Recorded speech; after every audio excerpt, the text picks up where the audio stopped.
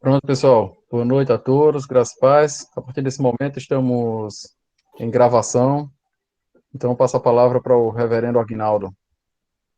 Muito bem, queridos, a graça e a paz. Nós queremos louvar a Deus pela vida de cada um de vocês. Estamos na nossa segunda noite desse seminário para casais online e isso nos dá a possibilidade de ter gente tão querida como o reverendo Amaury, que vai ministrar para a gente na noite de hoje. Essa alegria de poder receber alguns casais que se dispuseram a estar nessa sala para esse tempo especial. Nós tivemos uma boa reunião na segunda-feira. Hoje, mais uma vez, Deus está conosco, vai conduzir esse tempo. E a gente louva a Deus pela sua presença já com a gente. E espero que o Espírito do Senhor esteja conduzindo o seu coração de tal modo que as palavras que forem ministradas hoje, elas caiam profundamente na sua vida, no seu coração, e sejam bênção para a sua vida como casal e como família. Nós vamos para essa música, abrir com essa música que vai ser colocada agora. É uma música que fala de nova vida e como o tema de hoje trata do caráter, então a gente vai buscar essa bênção nesse ambiente que a família representa para tratar na vida da gente, para moldar o nosso coração, o nosso modo de ser, pela ação do Espírito Santo em nossa vida. Vamos ouvir e assistir esse vídeo aí.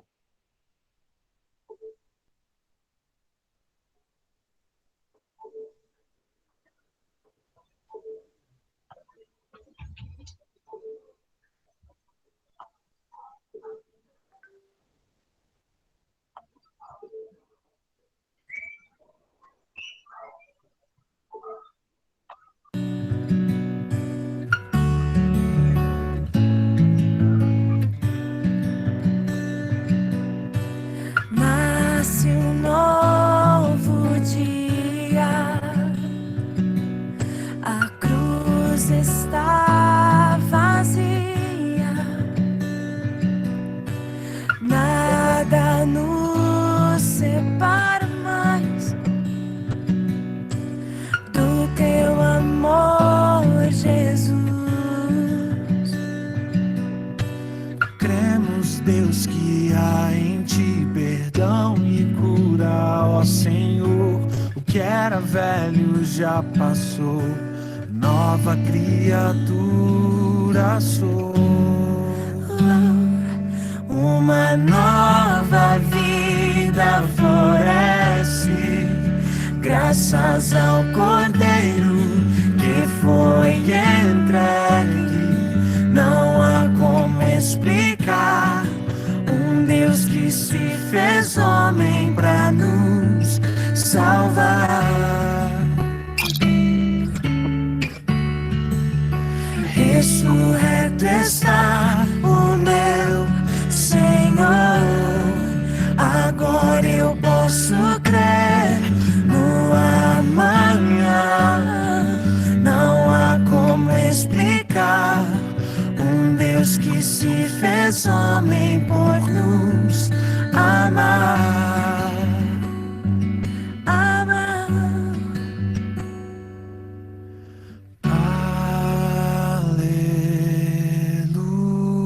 Aleluia.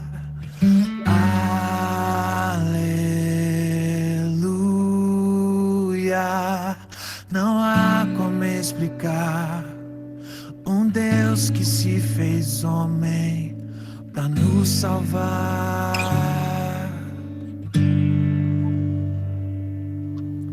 Aleluia.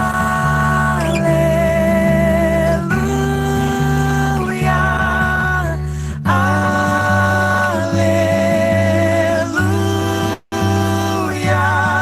Não há como explicar um Deus que se fez homem por nos amar. Uma nova vida floresce, graças ao Cordeiro que foi entregue. Não há como explicar um Deus que se fez homem para nos salvar.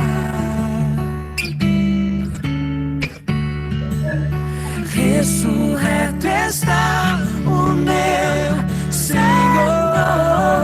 Agora eu posso crer no amanhã. Não há como explicar um Deus que se fez homem por nos amar.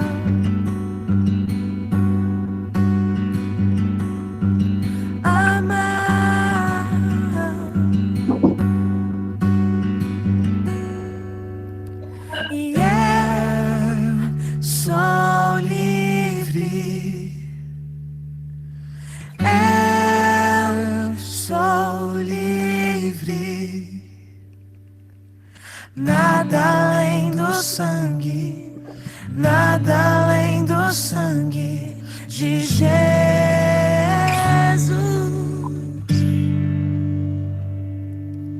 E eu sou livre pra te adorar. E eu sou livre.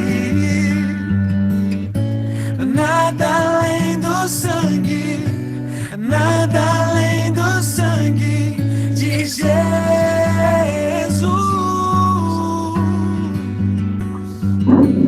De Jesus. De Jesus.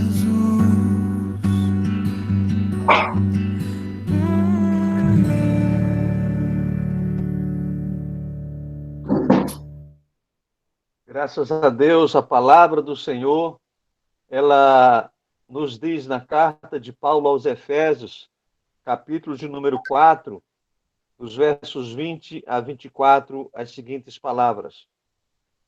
Não foi assim que aprendestes a Cristo, se é que de fato tendes ouvido e nele fostes instruídos segundo a verdade em Jesus, no sentido de que, quanto ao trato passado, vos despojeis do velho homem, que se corrompe segundo a concupiscência do engano, e vos revistais do espírito do vosso entendimento, e vos revistais do novo homem, criado segundo Deus, em justiça e retidão, procedentes da verdade. Nosso desejo é que a palavra de hoje, olhando para a família na perspectiva de um ambiente onde se trata, onde se desenvolve o caráter do novo nascido, que a gente possa ser abençoado. E eu vou pedir nesse momento, eu não sei se o reverendo Rômulo está aí, se ele está por aí, Rômulo? Sim, estou aqui. Então, ora, por favor, pelo reverendo Amaury. Deus, somos gratos por mais esse dia que o Senhor nos dá, pela oportunidade de estarmos juntos e poder aprender da Tua palavra, Senhor. Te louvamos pela Tua graça, pela Tua bondade, pela Tua provisão, pelo Teu cuidado sobre as nossas vidas e sobre as nossas famílias. Te rogamos que o Senhor use o Teu servo nesse momento de exposição da Tua palavra, que o Senhor ministre ao seu coração e também alcance os nossos corações, alcance os nossos lares, alcance a Tua igreja. Nós te oramos em nome de Jesus. Amém. Amém, amém. Graças a Deus. Gente, todos são muito bem-vindos, todos os casais que entraram para estar conosco. A gente louva a Deus pela sua presença e especialmente agradece ao pastor Amaury, reverendo Amaury, pastor da Igreja Presbiteriana da Penha, em São Paulo. Antes de vir para São Paulo, ele foi pastor em Belo Horizonte, juntamente com Jeremias Pereira, na 8ª Igreja, durante um tempo. A Amaury tem um ministério assim bem diversificado, ele trabalha viajando por vários lugares, através de um grupo de pastores que atendem igrejas a nível internacional, e Deus nos deu a grata alegria de tê-lo conosco agora na APMT. Ele está na APMT nesse período agora de 2018 a 2022 e é atualmente o seu vice-presidente, o nosso querido Amaury. Uma alegria ter. A sua igreja é uma igreja envolvida com missões. A Igreja da Penha é uma das boas igrejas em São Paulo e ele tem tido um ministério muito abençoado. A gente louva a Deus pelo privilégio de poder tê-lo como companheiro de ministério, como amigo, trabalhando juntos agora na PMT. E ele me deu essa grata alegria de poder estar conosco nessa noite. É uma das áreas que a Amaury trabalha, inclusive eu estou aqui com um livro dele, que ele usa num dos seminários que ele dá, Álbum de Família, aqui. Ele trabalha nessa área de família. A gente louva a Deus pela sua vida, Maurinho, e deseja que Deus o use para a glória do nome dele, nesse tempo que você vai estar ministrando para esse grupo de casais que aqui está. Deus abençoe você. Seja bem-vindo. Amém. Muito obrigado, Aguinaldo. Alegria estar aqui. Obrigado aí pela confiança. E Aguinaldo é um companheirão aí do coração, porque dentre as várias qualidades dele, ele é tricolor igual eu. Então, gente boa demais. Mas é um prazer grande estar aqui com vocês, poder falar agora também, compartilhar a palavra do Senhor e trabalhar esse tema que é tão importante para nós e que tem sido também tão sensível nos dias que vivemos. Um dos grandes desafios da igreja é cuidar dos casais, cuidar das famílias, mesmo as famílias que hoje, por várias realidades, não estão mais na configuração pai, mãe, filhos. 54% das famílias no Brasil hoje são mãe com os filhos, né? Então, é um número expressivo. Mas, que bom que a igreja está aí preocupada e trabalhando esse seminário, essa sequência, com casais e casais que também, com certeza, compartilham o que aprendem com outros casais. Então, recebam aí um abraço da Igreja Presbiteriana da Penha, um abraço aqui da minha família, da minha esposa, está hoje recebendo um grupo de irmãos em casa, então não vai dar para dar talvez um oi aqui não, mas vamos lá. Eu quero trabalhar com vocês aqui um texto da Sagrada Escritura, na verdade eu quero trabalhar a história de um personagem muito importante na Escritura. Vou partir de um texto que reflete um pouco das grandes tensões que esse personagem teve na sua vivência familiar, o que mostra para nós que é um dos grandes desafios para o ser humano, cuidar bem de sua casa. Eu queria chamar você para meditar aqui comigo na história do rei Davi. O momento que quero trabalhar aqui da vida dele está lá em 2 Samuel 6, livro de 2 Samuel, capítulo 6, versículo 20 em diante, quando a narrativa aqui do texto diz assim, 6:20 em diante: voltando Davi para abençoar a sua casa, Mical, filha de Saul, saiu a encontrar-se com ele e lhe disse: que bela figura fez o rei de Israel, descobrindo-se hoje aos olhos das servas, dos servos, como sem pejo se descobre um vadio qualquer. Diz, porém, Davi a Mical: perante o Senhor, que me escolheu a mim antes do que a teu pai, e a toda a tua casa, mandando-me que fosse chefe sobre o povo do Senhor, sobre Israel, perante o Senhor me tenho alegrado. Ainda mais desprezível me farei, e me humilharei aos meus olhos. Quanto às servas de quem falaste, delas serei honrado. Mical, filha de Saul, não teve filhos até o dia de sua morte.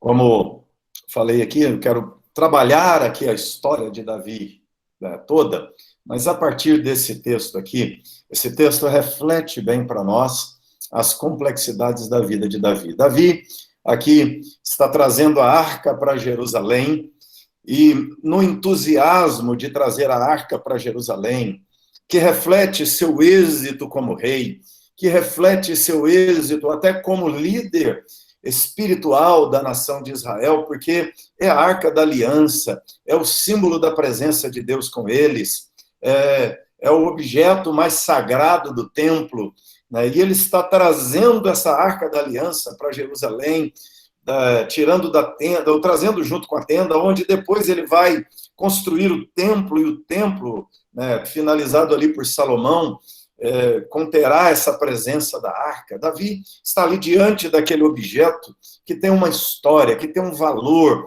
que é um memorial para Israel de como Deus os tirou do Egito e trouxe para Canaã. Davi, então, se alegra muito. E Davi, no ímpeto da sua alegria, diz o texto que ele começa a pular, que ele dança, que ele arranca a roupa real, né? E não está ali como rei, está ali como um servo humilde e se alegrando diante ali da Arca da Aliança, faz toda aquela festa, se mistura no meio das pessoas comuns, dos seus súditos, das mulheres que estão ali festejando também aquela subida da Arca da Aliança em direção a Jerusalém. Quando ele se aproxima, então, de sua casa, ele deixa aquele cortejo, deixa aquela caravana da festa com a Arca da Aliança, e o texto nos diz que Davi vai para sua casa, voltando Davi para casa, diz o texto, para abençoar sua casa. Davi vem para casa, ele diz aqui, o texto diz, a intenção é abençoar, a intenção é se alegrar com sua esposa, a intenção é abençoar os filhos, é consolidar sua casa como um lugar da presença de Deus. E quando Davi faz isso, a mulher dele está olhando para aquilo tudo que todo mundo aplaude, mas a mulher de Davi, chamada Mical, que é a filha de Saul, aquela que ele ganhou como recompensa por ter matado Golias e se torna genro do rei, parte da família real, a princesa Mical, está ali, vai encontrar-se com ele e ele, imaginando receber um elogio, escuta uma crítica. A Mical diz: que belo papel você fez, que vergonha, que papelão é esse? E ela diz, você parecendo, e ela é pesada, ela é dura com as palavras, porque ela diz que ele está como um vadio qualquer, sem pejo, sem vergonha. Ela diz, você é um homem sem vergonha, você não tem pudor, você é um despudorado. Que tipo de homem é você que, como um vadio, se mistura no meio desse povo? Talvez ela queira dizer aqui, essa ralé, né? Você se mistura no meio deles e dança e pula com eles. Você saiu da sua postura de rei. E ela fala dura com Davi, o critica pesadamente. Homens têm uma dificuldade muito grande de ouvir crítica. Quando nós trabalhamos sobre homens e mulheres, na diferença, a mulher trabalha com medo, a mulher tem um medo subconsciente, e tudo que atinge esse medo da mulher, o medo de ficar sozinho, o medo do isolamento, o medo do abandono, isso afeta a mulher e provoca uma reação de desequilíbrio na mulher. Do outro lado, o homem, ele trabalha, nós homens trabalhamos com vergonha. O homem, ele tem medo de não ser a pessoa ideal, a pessoa adequada. O homem está sempre se medindo se ele é ou não o homem adequado, e quando somos criticados, a crítica bate, né, frontalmente, a crítica bate bem num ponto de sensibilidade. Quando o homem é censurado, criticado, a reação normalmente é dura, e a reação de Davi, como um homem típico, é dura. Davi parte para se defender. A Mical está dizendo que ele não é o homem ideal, que ele não agiu de forma adequada. O homem não sabe ouvir que ele fracassou, ele já escuta um ataque dizendo que ele é um fracassado, e Davi, então, vai se defender, e olha a defesa de Davi. Ele vira para Mical e diz, perante o Senhor que me escolheu. E aí o negócio fica feio, porque ele diz assim, antes a mim do que a teu pai, e toda a tua casa. Aí a briga fica feia, não fica?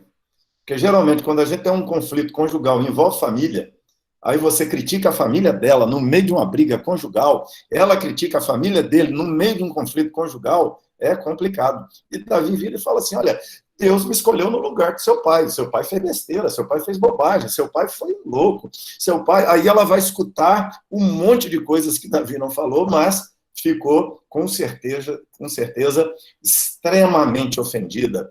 E ela ainda disse, descobrindo-se aos olhos das servas, tem aqui uma pitada de ciúmes, né, de ter visto Davi no meio das moças, Davi ainda machucado, e agora da ferida ferindo, agredindo também, querendo sobreviver à crise, ao conflito, à briga que está acontecendo naquele momento. Ele diz, é diante de Deus que eu tenho me alegrado, não tem nada a ver com você.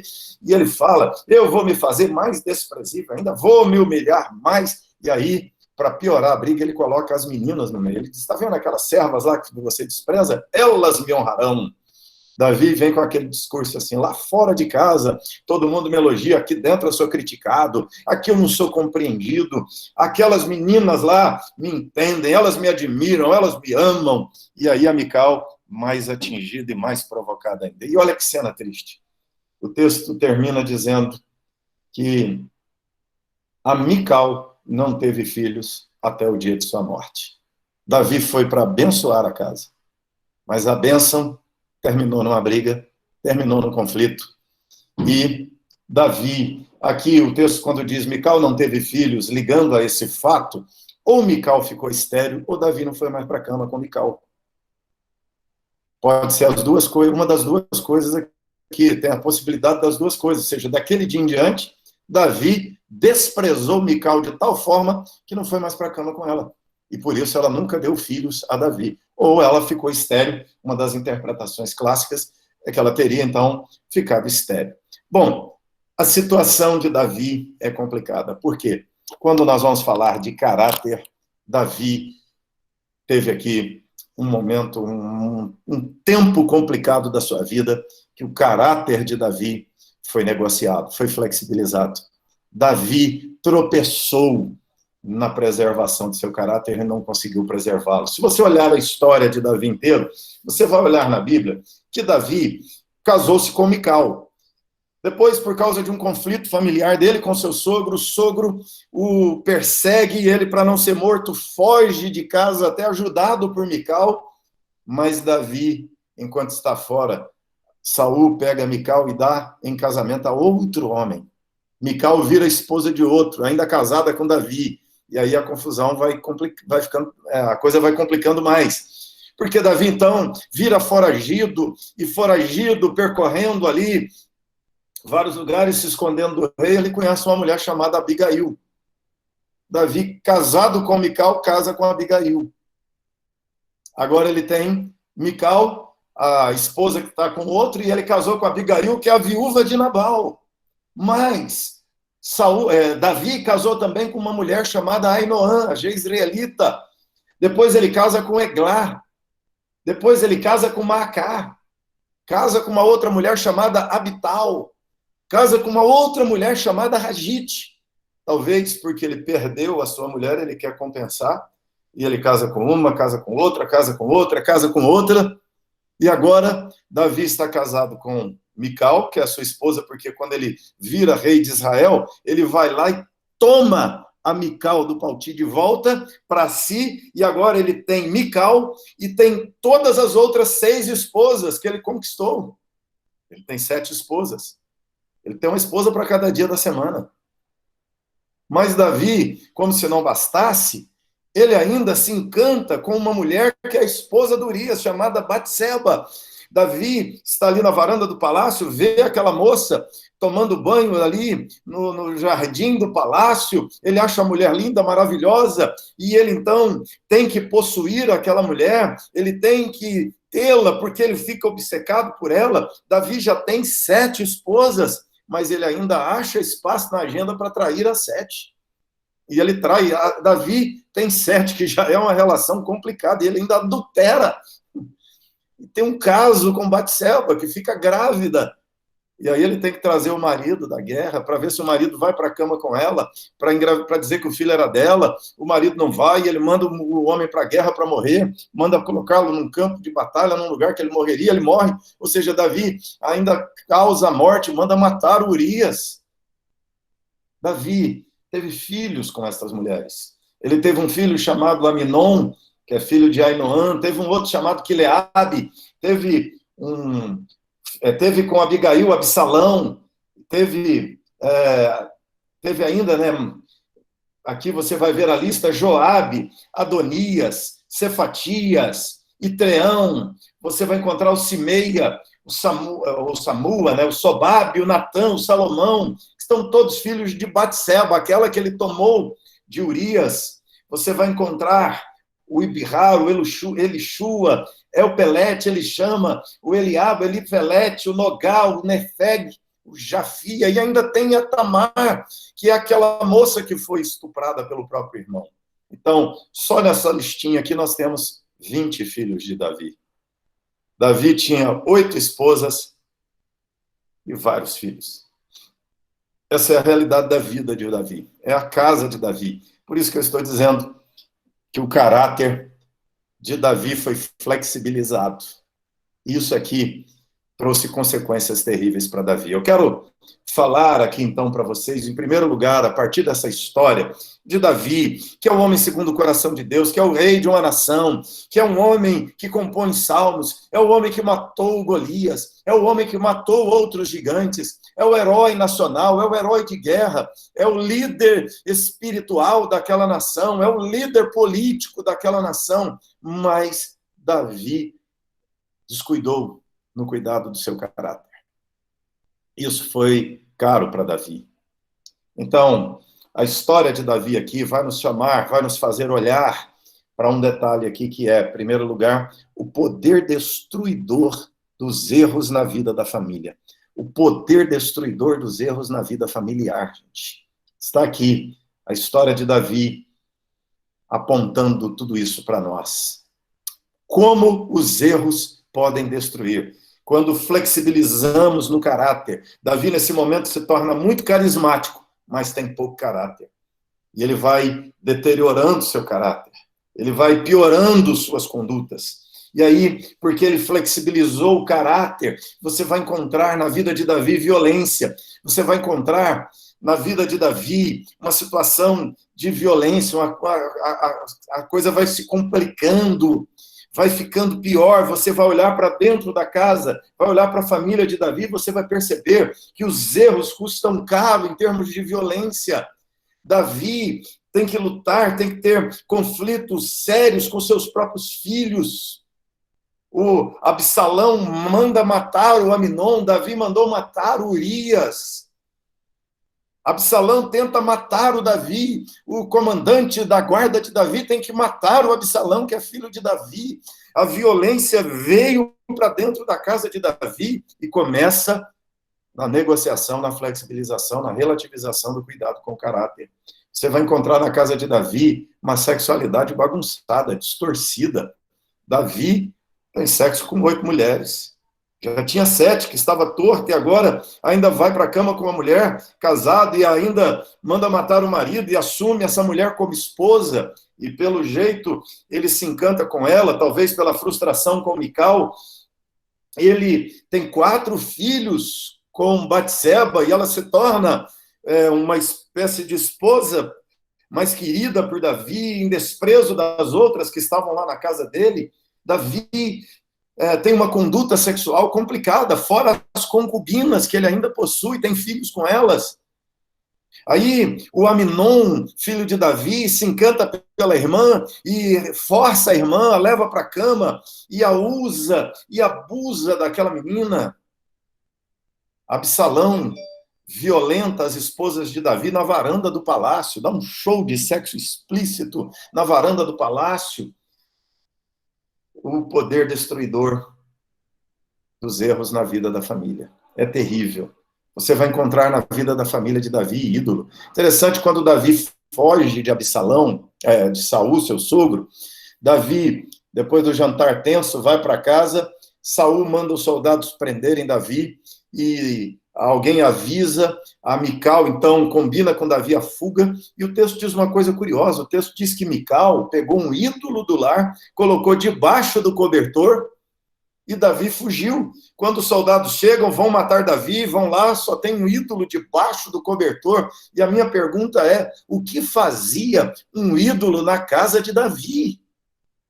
O que fazia um ídolo do lar na casa do rei Davi? O paganismo entrando no coração de Saul, o paganismo no coração da esposa de Davi, Davi não conseguindo impor a santidade, a pureza dentro da sua própria casa, tem um ídolo do lar na casa de Davi, idolatria. Davi ensoberbece, manda fazer o censo de Israel. Deus disse, Davi, é o meu poder que te dá vitória. Davi desvia o coração agora. Davi age como se fosse o exército, o poder, a capacidade bélica de guerra, sua capacidade de vencer e prever as ações do inimigo. Davi está ensoberbecido e Deus fere Israel com praga porque Davi flexibilizou seu caráter. Davi verte para a ganância. Davi se torna um homem que teme a Deus, mas apenas nominal. Davi erra contra Deus. Você vai ver Davi errando nas escolhas conjugais. Davi casa errado, faz confusão, casa de forma equivocada, flexibiliza uma ordem clara da lei mosaica, que era não tomar com a sua mulher outras mulheres. Samuel já havia profetizado e dito ao povo que a ideia da monarquia traria consigo essa consequência. Davi é um homem simples, mas o poder sobe em seu coração. E ele comete erros na escolha conjugal, comete erros na estruturação da sua família. Olha o desenho da família de Davi, a família de Davi é mosaica. Os tipos, né, mais problemáticos de família, mais tensos de família, são as famílias mosaicas. E a família de Davi é a família mosaico para matar de inveja as famílias complicadas do século XXI. Davi tem 8 esposas, só que a gente sabe o nome aqui, 20 filhos. Fora os outros filhos que a Bíblia não nomina. Olha que confusão que é a casa de Davi. E aí você tem filho estuprando irmã, irmão mandando matar o outro, filho tentando dar golpe de Estado. Davi erra na modelação dos filhos. Os filhos não têm caráter. Os filhos de Davi são complicados. Olha o caráter de Aminon. Olha o caráter de Absalão, que Davi coloca até um nome bonito, Absalom, é o pai da paz. Mas ele não é pai da paz, ele é um homem de guerra, ele quer matar o pai. Ele tenta um golpe de Estado e provoca um banho de sangue em Jerusalém. Ele erra na modelação dos filhos. Davi erra na dedicação à carreira. Davi é um ótimo rei, mas é um péssimo pai. Davi é um ótimo rei, mas é um péssimo marido. Davi expande as fronteiras de Israel, ele ganha várias batalhas, ele enfrenta inimigos ao redor, derruba fortalezas, conquista cidades, mas não conquista o coração dos filhos, gente. Mas não consegue, ele gere uma nação, mas não consegue gerir a casa. Muitos homens estão vivendo essa realidade. Infelizmente, muitos de nossos companheiros, até pastores, são ótimos líderes, mas não conseguem. Ou seja, é uma luta isso daqui. E algumas vezes isso tem a ver com escolhas erradas. Algumas vezes é a escolha errada do filho, não do pai. Mas algumas vezes tem a ver com escolhas erradas do próprio pai, em dedicar-se à carreira, não cuidar dos filhos da forma devida. Em ser bem-sucedido na carreira, mas lutas dentro da própria casa. Foi o que aconteceu com Davi. E aqui nós vemos o poder destruidor dos erros. Erros do pai, erros às vezes dos filhos. Tem pais que acertam tudo, o filho ainda assim erra. Nós vemos isso na própria Bíblia. Um rei piedoso como Ezequias, que o filho é Manassés, que não segue o caminho do pai, nem sempre o filho segue, mas o fato é que os erros da mãe, os erros do pai, os erros dos filhos, os erros dos avós, os erros dos cunhados, os erros das sogras, os erros dos genros vão trazer consequências negativas para dentro da família e nós sofreremos dores por isso. Em segundo lugar, esse texto aqui, a história de Davi, vai nos mostrar não somente o poder destruidor dos erros, mas o poder destruidor da cultura dentro da qual a família está. Por que Davi tinha tantas esposas? Porque a cultura dizia que podia ter. A lei, a escritura sagrada, que Davi já conhecia e lia, dizia que não podia ter mais de uma esposa. Estava claro isso no livro de Levítico, mas Davi tem 8 esposas.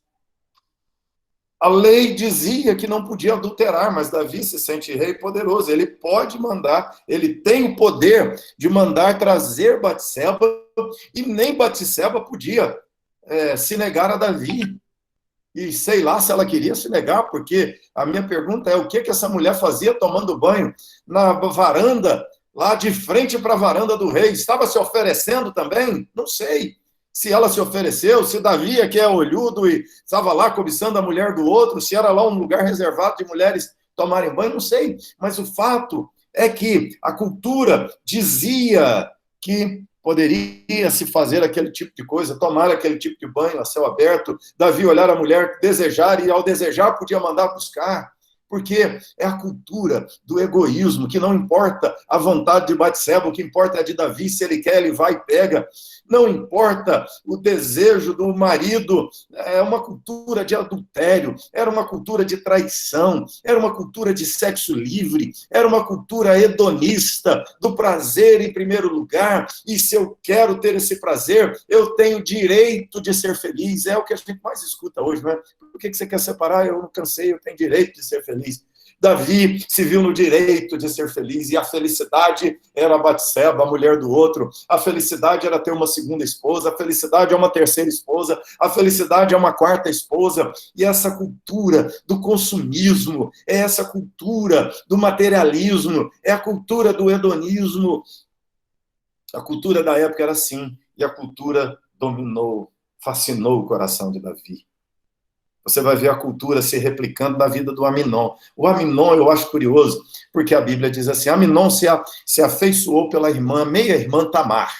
Tamar era uma moça lá bonita, e ele se encanta com ela, mas o texto diz assim, que Aminon amava Tamar. Olha só, o texto está dizendo, narração segundo a cultura da época. Ele amava Tamar.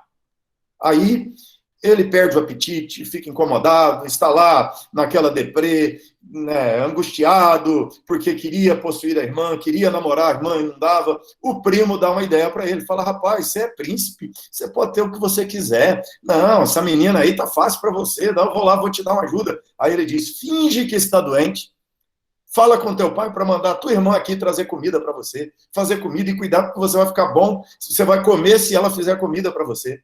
E aí, segue o plano. Tamar vem, faz comida na casa do irmão, toda bem intencionada, leva a comida no quarto, na cama pro irmão, ele manda sair todo mundo de casa, tranca a porta do quarto, vai para cima de Tamar, ele não quer comida, ele quer a irmã, e aí a irmã fala com ele, não, meu irmão, não faz isso, se você pedir a minha mão em casamento ao nosso pai, ele me dará você em casamento. Mas que casamento? Ele quer sexo, ele quer prazer agora, ele quer satisfazer os seus desejos agora, que esse negócio de casamento, que nada. Ele pega a menina, leva para a cama, força a menina, tem sexo com ela.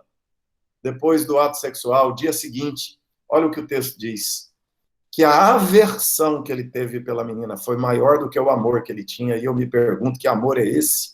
Esse é o amor da cultura, que as pessoas dizem, estava fazendo amor. Amor? Fazendo amor? Como assim? Que amor é esse? Amor é uma relação sexual? Todas as maneiras de amar? Todas as formas de amor? Como diz um programinha por aí? Não, isso não é amor. As pessoas confundem luxúria com amor, paixão infame com amor, cobiça com amor, desejo com amor, prazer com amor, egoísmo com amor, desejo de ter e alegria e satisfação em ter com amor. Como assim? Um cidadão possui a menina agora e a joga fora, e ela fala, não faz isso, meu irmão, me expulsar de casa é uma humilhação pior do que a humilhação de ter me forçado sexualmente. Mas ele não quer saber, ele manda pôr a menina para fora de casa, e eles colocam, ela rasga a sua roupa de princesa, sai com a roupa rasgada na rua, todo mundo sabe o que significa, que ela perdeu sua virgindade como princesa, ela não vale mais para aquela sociedade como princesa, ela é inútil agora para a família. A cultura do utilitarismo, a cultura de usar, abusar e cuspir, jogar fora. Não é isso que muitos homens estão fazendo com suas esposas? Trocando a de 50 por duas de 25? Não é isso que muitas mulheres estão fazendo com seus maridos, trocando seu marido? Não é isso que as pessoas estão fazendo, trocando o marido, a mulher trocando o marido por outra mulher, por outro homem, o homem trocando, as pessoas desprezando o filho, o homem que só paga a pensão do filho, que se não pagar vai preso, porque não tem afeição, porque não tem amor verdadeiro. Isso tudo, irmãos, tem a ver com o caráter. O caráter é que norteia um comportamento responsável, é que valoriza a lei de Deus, é que valoriza os bons princípios, é que valoriza as boas condutas, é que valoriza o ser humano, é que valoriza a vontade de Deus na vida. Mas olha o que acontece na casa de Davi. A cultura se infiltra. Davi abandona a fé. Na casa de Davi até a cultura do alcoolismo entra. Porque quando Absalão mandou matar o Aminon, você vai ler lá no texto, que como Aminon era príncipe, era valente em guerra, Absalão diz, quando ele se embriagar, vocês vão lá e o matem. Olha só o alcoolismo na casa de Davi. O Aminon bêbado é executado pelos empregados, pelos soldados do irmão.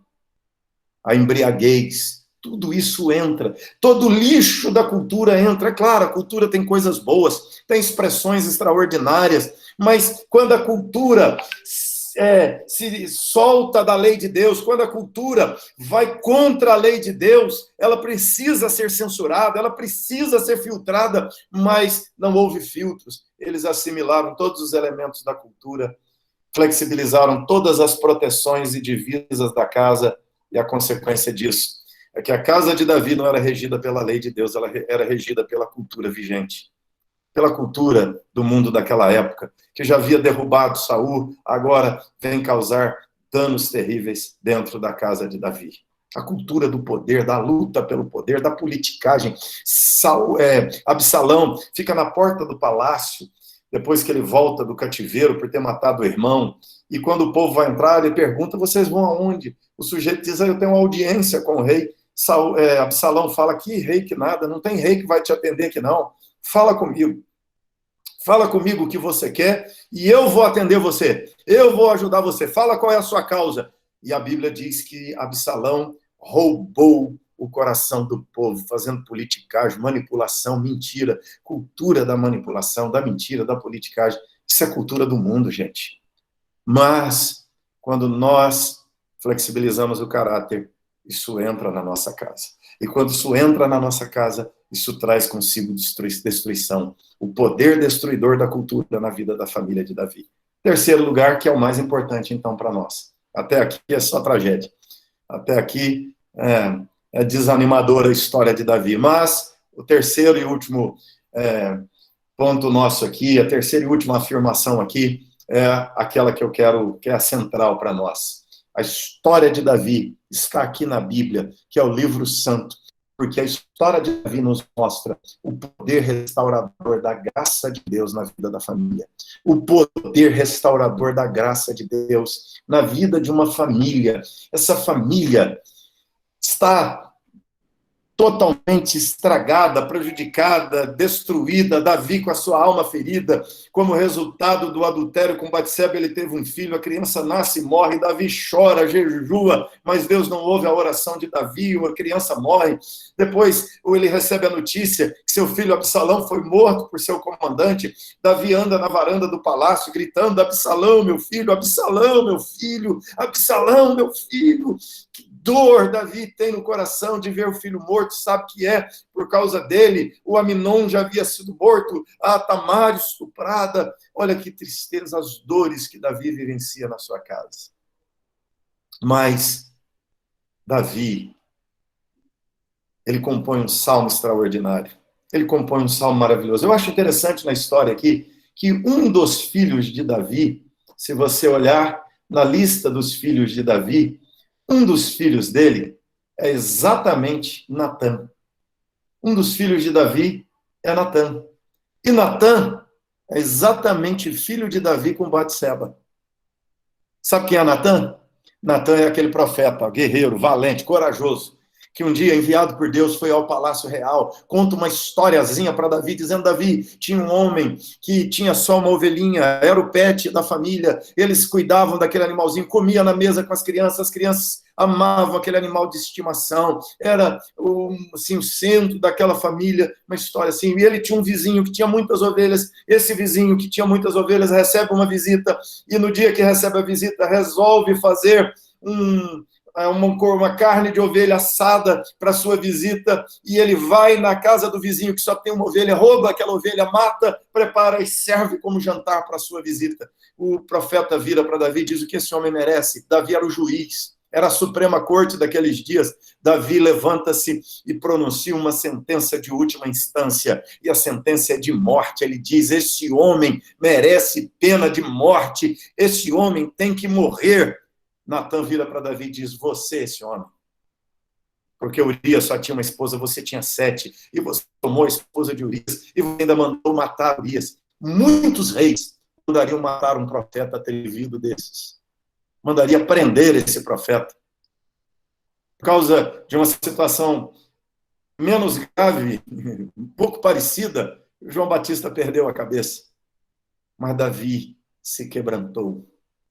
Davi compôs o Salmo 51, dizendo: pequei contra ti, Senhor, fiz o que é mal diante dos teus olhos, de maneira que o Senhor será tido por justo no teu falar, puro no teu julgar. Eu nasci na iniquidade, em pecado me concebeu minha mãe. Davi disse: eu tenho um problema de caráter, Deus, eu tenho uma doença chamada pecado no meu caráter, Senhor. Mas Davi faz a oração mais linda da Escritura, porque ele diz: cria em mim, ó Deus, um coração, um caráter puro, renova dentro de mim um espírito reto, correto, justo, que se alinha, que se coaduna com a tua lei. Essa é uma oração que todo crente tem que fazer. Muda-me, Deus. Muda meu caráter. Muda minha personalidade. Segundo algumas ciências humanas, caráter não muda, personalidade não muda. Mas segundo a graça de Deus, Deus é poderoso para transformar o caráter mau num homem novo, santo, mudado. Tanto é que Davi termina a sua história sendo chamado de homem segundo o coração de Deus. Porque Deus, pela graça, põe o coração dele dentro do peito de Davi. Davi se torna um homem santo. Não porque nasceu santo, porque ele mesmo disse: eu nasci na iniquidade. Davi se torna um homem segundo o coração de Deus, por causa da graça, por causa da bondade, por causa da misericórdia de Deus. A graça está alinhada com a promessa. Deus prometeu a Abraão que abençoaria sua descendência. Deus prometeu a Isaac, reafirmou a promessa a Jacó. Quando Deus abençoou Judá, ele disse que de Judá viria a linhagem real, que não faltaria sucessor ao trono. E Deus, então, está olhando para Davi e vendo sua promessa, e a promessa de Deus se baseia na graça. E por causa da graça, Deus não mata o Davi. Deus perdoa o Davi quando ele se quebranta. E Deus transforma Davi. E é interessante que mesmo o casamento mais torto de Davi, que é o casamento de Davi com Batseba, vira o casamento do qual vem Salomão, que vem Roboão, e assim por diante, até que chega em Jesus, nosso Senhor e Salvador, que é filho de Batseba, que é filho de Davi. Jesus está entrando em Jericó e o Bartimeu grita: Jesus, filho de Davi, tem compaixão de mim. Isso é a promessa, irmãos. Isso é a graça. A família de Davi, por causa da graça, faz parte de um projeto maior, faz parte de um grande plano divino, faz parte de uma intenção gloriosa divina. O Salmo 51 é a expressão da cura da vida de Davi, mais do que isso, da transformação. Que Davi vai terminar o Salmo dizendo: então ensinarei os transgressores o teu caminho. Olha só, Davi, de um homem repreensível, porque pecou, termina o Salmo repreendendo, ensinando os pecadores o caminho de Deus, ensinando os pecadores a lei de Deus, porque Davi foi dignificado, Davi foi transformado, porque a graça de Deus entrou naquela casa torta, com irmãos inimigos, com mulheres misturadas, uma casa com imoralidade, com violência, mas a graça de Deus entrou na casa de Davi e trouxe esperança para Davi. Trouxe redenção. Salomão assentou-se no trono de Davi. A casa de Davi experimentou paz. E nós vemos que Deus dignificou Davi mais adiante na história bíblica, quando o texto bíblico diz, Davi orando a Deus diz: pois tu, Senhor dos céus, Deus de Israel, fizeste ao teu servo esta revelação, dizendo: edificar-te-ei casa. Por isso, o teu servo se animou para fazer-te essa oração. Agora, pois, ó Senhor Deus, tu mesmo és Deus, e as tuas palavras são verdade, e tens prometido a teu servo este bem. Deus disse para Davi: eu vou te edificar uma casa. E Davi diz: eu acreditei. E Deus edificou uma casa para Davi. Ele teve um filho glorioso que se assentou no trono. Não é Salomão, não é Roboão. O filho glorioso de Davi assentou-se no trono do universo. É o Rei dos Reis, é o Senhor dos Senhores. é o Redentor da família. Ele era a esperança da casa de Davi. O trono foi confirmado pelo descendente de Davi, que é o nosso Senhor Jesus. Irmãos, a graça pode escrever uma história linda das piores famílias dessa terra. Todos os sinais, todos os indícios, todas as misturas podem sinalizar que não tem jeito, não tem remédio, não tem cura, esse casamento acabou, essa casa acabou, esse filho se perdeu. Nós podemos olhar e dizer, o diagnóstico humano não tem conserto para essa pessoa, não tem mudança para esse homem. Mas eu queria deixar aqui para você, em nome de Jesus, uma verdade bíblica. Deus transforma o coração do pior pecador. Deus faz marido violento virar marido manso, bondoso. Deus faz mulher fria virar mulher que ama. Deus faz filho rebelde voltar e virar filho do orgulho do coração. Deus é poderoso para perdoar pecados, para consertar erros, para libertar de vícios, para mudar conjunturas familiares, conjunturas conjugais. Nós vivemos, irmãos, em função de uma esperança baseada na graça de Deus. A graça de Deus entrou na casa de Davi e fez de Davi o homem segundo o coração de Deus. A graça de Deus entrou na casa de Davi e fez de Batseba uma das mães do Messias. A graça entrou na casa de Davi e trouxe paz, e ele, de fato, teve uma casa. Ele, de fato, descansou. A Bíblia diz que Davi, quando estava para morrer, dormia na cama com uma moça chamada Abisaque. O que eu acho espetacular no texto é que o texto diz assim, contudo, Davi não a possuiu. A moça era extremamente formosa, diz o texto. Era linda, a mulher era maravilhosa, mas Davi não a possuiu. Por quê? Porque Deus transformou o caráter de Davi. E o testemunho da transformação do caráter de Davi é que ele dormia com uma moça linda, mas agora sua sexualidade está ordenada. Agora seus impulsos estão subjugados à lei de Deus. Agora seus instintos estão limitados aos preceitos de Deus. E Davi experimenta uma intervenção maravilhosa de Deus na vida dele. Porque a graça de Deus tem esse poder de transformar o que está ruim em bom. Tem o poder de pegar o que está mal e fazer ficar bom. Tem o poder de pegar o que está bom e fazer ficar ainda melhor. Deus, pela graça, tem o poder de converter o coração dos filhos aos pais. Tem o poder de converter o coração do marido à esposa, da esposa ao marido. Deus tem o poder de regenerar, de transformar. E nós, irmãos, militamos com a esperança baseada no poder transformador da graça de Deus. Ela é a esperança. É em cima dela que você tem que construir seu casamento. Construa seu casamento na graça.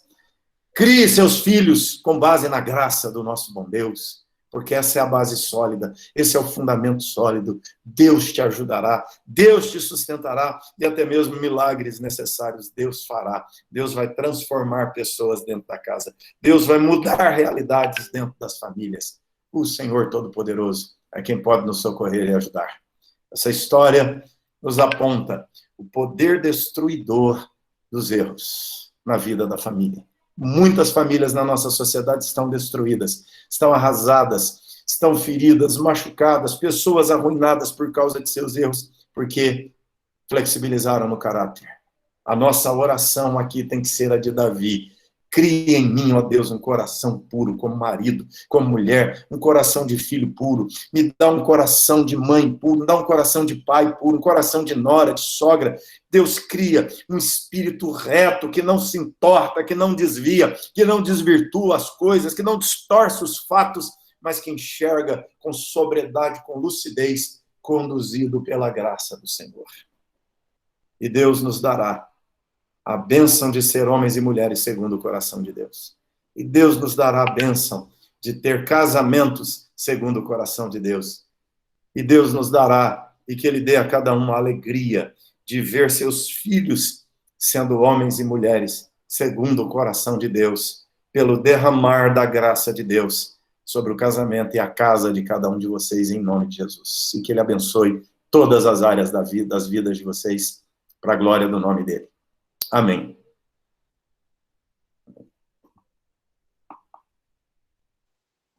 Amém. Glória a Deus, glória a Deus, glória a Deus. Que bom poder ouvir uma palavra desafiadora como essa. E eu sei que certamente todos os casais que estão com a gente foram desafiados a olhar, talvez não na dimensão de Davi, mas olhar as falhas, os erros que cometemos, mas trazer a nossa memória de que a graça do Senhor é muito maior e ela vai nos ajudar e vai nos fazer sobreviver às lutas. Muito bem, queridos. Vamos abrir nesse momento. Se você deseja colocar alguma observação, alguma pergunta para o reverendo Amaury, e aí você está aberto para isso. A gente vai deixar, você abre o seu microfone, por favor, e coloca. Eu creio que ele vai ter imenso prazer. Uma coisa você descobriu, Davi tem filho demais que você não sabia, né? Então, já foi uma coisa que você descobriu, esse monte de filho de Davi aí. Isso realmente é muito interessante. Muito bem, então está aberto aí. Quem quiser começar, eu deixo em aberto. O Rômulo, você pode começar se quiser, Rômulo. Você é o homem do Ministério com Família aí, talvez tenha alguma coisa que você queira falar.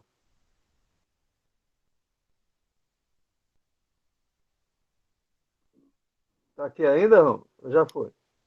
Ele está com o microfone fechado, mas está ali.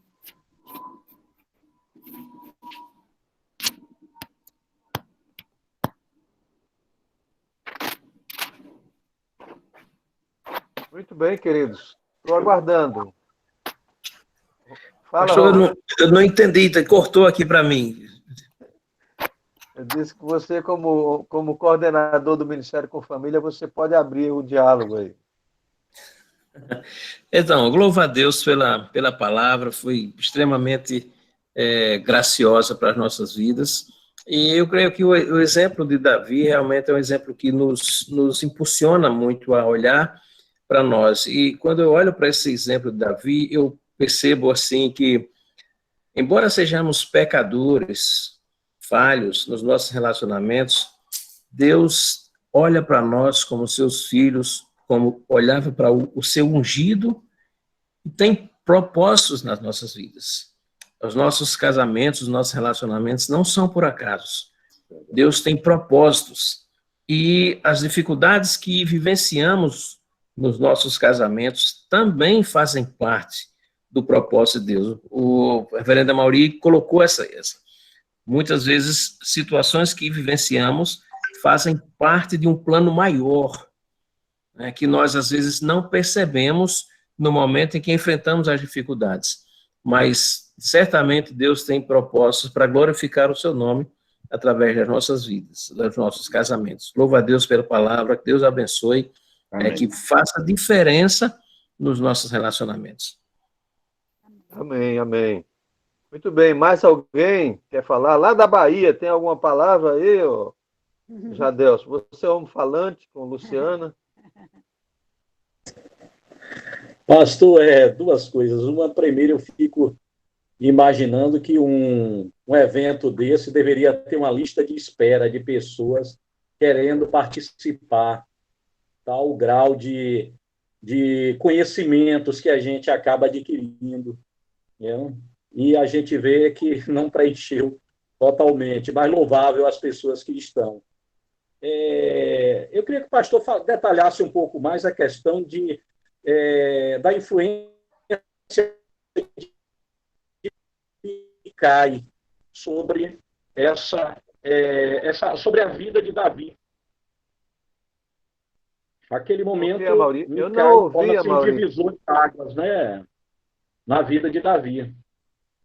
Eu não ouvi a pergunta, Varão. Houve uma falhazinha aí. Certo. Eu gostaria que o pastor ele falasse um pouco sobre a questão de Micai na vida de Davi. Naquele momento, Micai torna-se um divisor de águas na vida de Davi. Eu queria que ele detalhasse um pouco mais sobre... A relação, né?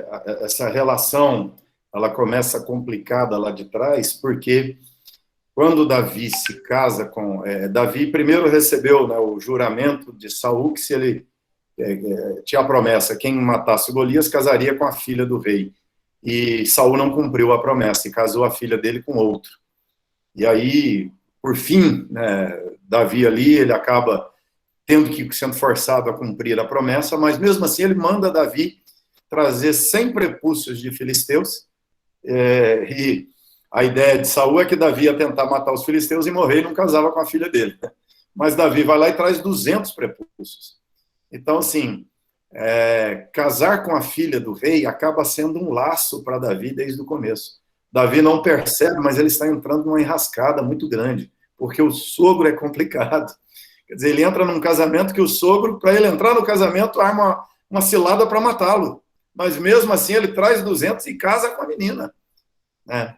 E permanece ali, num jantar de família, o sogro tentou matá-lo, mas ele está ali, agora casou, agora é a família, né? E ele continua casado com ela. O Saul pegou a filha e deu em casamento a um outro homem. Davi, quando ascende ao trono, vai lá e busca a mulher de volta. A cena é triste, porque quando ele pega a mulher, o marido vem atrás gritando e chorando, mas mesmo assim, ele traz a mulher à força e leva para casa. Ela não queria mais largar aquele marido lá de trás, possivelmente, né? Mas Davi a leva, ou seja, é um casamento arranjado, que é um elemento da cultura. O pai pega e casa com o outro, Davi vai lá, busca, traz de volta, e ele traz a Mical, que é uma princesa, para um casamento que ele já veio casado com Abigail. Olha que situação que ele está criando. Então, ele arma uma tensão dentro de casa muito grande. Ou seja, esse episódio do capítulo 6 aqui é uma eclosão de um problema interno que já está lá muito grave, né? Um negócio que já está muito grave dentro da casa de Davi, por isso que a conversa é tensa. Quando ele chega em casa, ela não o honra como rei, pelo contrário, ela dá uma bronca nele, e ele também já devolve atacando a família dela. Então, isso tudo mostra que o desacerto de Davi, amorosamente, foi o que afetou o caráter de Davi. Esse desacerto afetivo com Mical foi o que desalinhou Davi. Possivelmente, eu entendo que quando o Saul tomou a mulher dele e deu para outro, Davi se desorientou. Aí ele vai casar com a Abigail, aí ele pega a Agite, aí ele pega a Abital, aí é que Davi, né, ele se desalinha emocionalmente, aí depois já está casado, pega a mulher de volta, aí a coisa vai só complicando, né? Então, nós temos que ter muito cuidado com o que queremos ter. Quando nós vamos... É muito comum, principalmente no campo do amor, né? As pessoas, elas acabam se tornando meio que obsessivas, e elas querem ter. E muita gente casa forçando situações complicadas que ele vai sofrer o resto da vida, porque forçou situações indevidas. É um cuidado e oração muito grande que temos que ter com os filhos, né, por causa dessa questão da escolha de com quem vamos casar, né? Davi sofreu muito, foi muito caro para Davi ter se casado com Mical. Ok, e pelo que eu entendo, pela observação do Jadelson, ele perguntou assim, você entende que esse momento foi um divisor de águas? Eu acho até que o seu pensamento de uma provável separação definitiva ali, dela não gerou filho porque ele não quis mais nada com ela, eu vou mais para esse lado, que a partir daquele momento Davi não foi mais para a cama com o Mical, né? Ali foi uma briga mesmo, uma separação. Ele a manteve como esposa porque ela é princesa, né? Ela é filha do rei antecessor. Ele, vamos dizer assim, é uma jogada meio que política, né?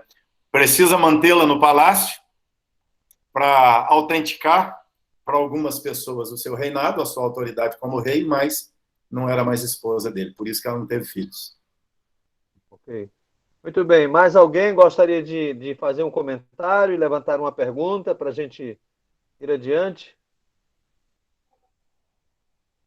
Como eu não estou vendo todos, Tiago, você está vendo todo mundo aí? Podia sugerir alguém. Tá todo mundo com a câmera fechada. Ninguém penteou o cabelo hoje. Ninguém penteou o cabelo hoje, foi Soninha e Paulo, vocês estão aí com a gente? Eu estou vendo o nome de Paulo aqui. Eles estão todos aqui, tá aí, Holanda, Shalom, Sara, Paulo. Paulo, inclusive, está falando. Fala aí, Paulo. Diga aí como é que foi para você. Estamos sim, pastor. Muito esclarecedor, muito importante. Nós sempre que estudamos no Velho Testamento, Davi é o foco, e é justamente Davi que nos dá a orientação de como é a predestinação, como é que Deus trata os seus. E ele foi muito terrível. Ele não foi realmente um ser humano exemplar, mas Deus estava sempre com ele, conduzindo, e no fim ele se tornou um verdadeiro filho de Deus e demonstrou realmente... Já era. Ele já era, mas demonstrou para nós e deu exemplo. E por isso nós hoje temos como um exemplo de vida. Amém, amém. Graças a Deus. Então vamos aí, Tiago.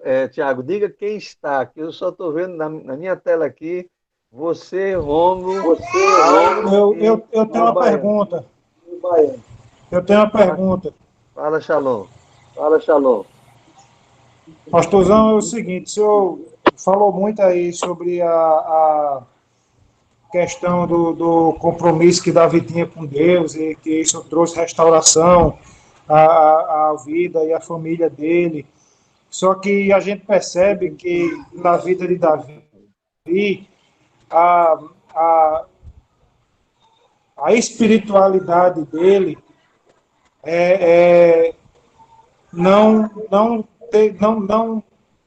não deixou as emoções dele seguras. Ele era seguro espiritualmente, mas era inseguro emocionalmente, pelo que dá para perceber.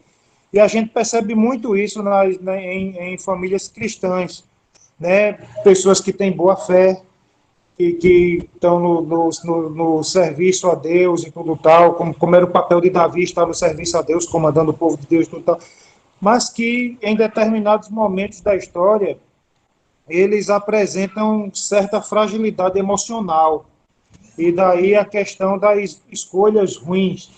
Pastor, como é que a gente poderia achar um caminho ou uma forma de saber adequar as fragilidades emocionais a uma fé saudável?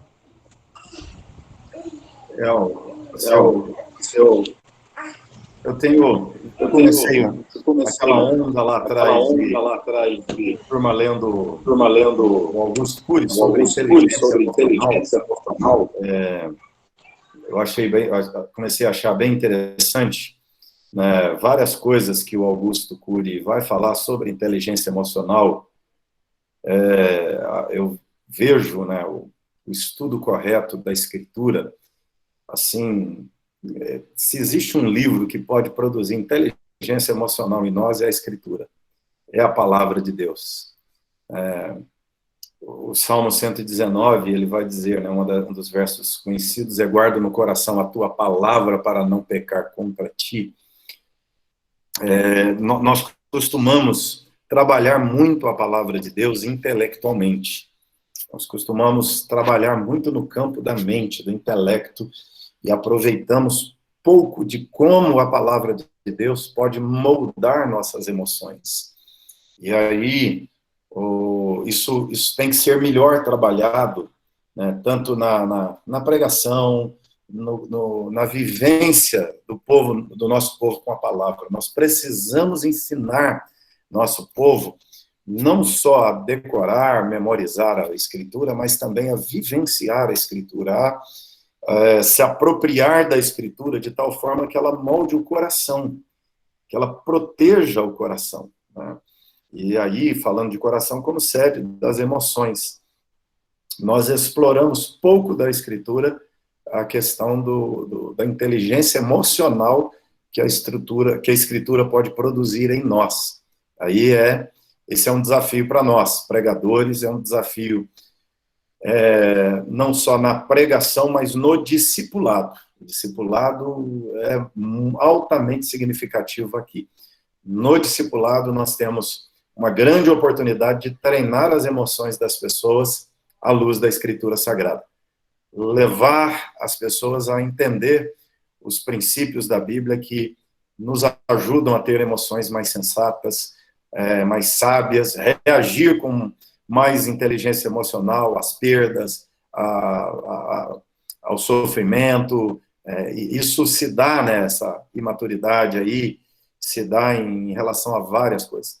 Há muito do que se prega, a pregação muito triunfalista do nosso tempo acaba alimentando essa fragilidade emocional, né? Então, nós precisamos pregar mais sobre o sofrimento, mostrar mais esse lado, né, de como a Bíblia tratou as emoções das pessoas e as fez pessoas melhores e mais fortes, não só moralmente, espiritualmente, mas também emocionalmente. Obrigado, Varão. Muito bom. Mais alguém? A gente vai fazer colocar a última expressão, a última fala, ou a palavra de esclarecimento, ou a pergunta, para a gente finalizar esse tempo. Mais alguém? Ok? Então, não havendo mais quem queira se pronunciar, a gente quer agradecer. Tiago, faz um favor para mim. Vai citando o nome de cada pessoa que você está vendo aí, eu não estou vendo. Ok, estamos eu e Juliana aqui, o reverendo Amauri, o senhor Sheila, Luciana e... Agora eu esqueci o nome do... que está aparecendo Luciana. Jadel, isso. Maine, Altamar, Paulo e Sônia, José Marcos, deve estar com a esposa também, perdoe, José Marcos, não estou lembrando o nome da esposa. O reverendo Rômulo, eu não vi ainda se a Mary está presente. Pronto, Ricardo e Sara, estou vendo aqui. Shalom e Kelly. Isso, o reverendo Rômulo está com Mary. E Holanda deve estar com Israel. Elvia saiu agora, Elvia, então ela estava aí. Isso, Elvia e Tadeu devem estar presentes. E o Leonardo e Casey também estavam presentes, né? Câmera fechada, mas tinha a entrada de Leonardo. Se pudessem abrir as câmeras depois, né, para depois que encerrar a gravação, a gente fazer uma foto, né, fazer aquele registro. Vamos fazer o seguinte, vamos orar, a gente finaliza a gravação com oração, e após a oração você finaliza a gravação, e aí todo mundo abre a câmera para a gente fazer a fotografia que a gente fez na reunião anterior. Antes da oração, eu só quero expressar, a Mauri, a minha gratidão pela sua presença. Só lembrar você que terça-feira a gente está junto aqui em João Pessoa, né? Você vai estar vindo para cá. Estaremos aí. Vai ser bênção estarmos juntos aqui na reunião da diretoria da PMT. Então, eu quero louvar a Deus pela sua vida, pelo seu ministério, pela Igreja Presbiteriana aí na Penha. Tem sido uma bênção o trabalho aí. Eu vou pedir para o reverendo Shalom, abre o seu microfone aí e faz essa oração abençoando a vida do Maurício, Shalom, por favor. Deus amado, nós, em nome de Jesus, te agradecemos por esse tempo precioso que o Senhor tem nos dado de aprendizado, absorção de informações que geram em nós o desafio de viver segundo a tua vontade. E com isso também nós, em nome de Jesus, que apresentamos a vida do reverendo Amauri, sua família, seu ministério, que você possa estar abençoando a vida do teu filho. Continue capacitando os teus servos, renovando suas forças para a disposição de pregar, ensinar e viver isso que ele aprende do Senhor e fala, e que o Senhor possa fazer com que o seu ministério, a sua vida, Pai, tanto familiar como ministerial, seja ainda mais frutífera no Senhor, para a glória do teu nome. Nos despede em paz, Pai, cada um para sua vida e a lida que tem diariamente família, em paz, em nome de Jesus. Amém. Amém. Antes de fechar a gravação, só para lembrar que na próxima sexta-feira nós encerraremos o nosso seminário online com a presença do reverendo Erickson Martins, que é pastor da Primeira Igreja Presbiteriana de Goiânia, e ele vai falar sobre o universo mais significativo de viver a verdade do Evangelho, que é a família. Então, a gente vai estar fechando essa série de palestras sobre família. Então, mais uma vez, muito obrigado, reverenda Maurinho. Pode fechar, encerrar aí a gravação, por favor.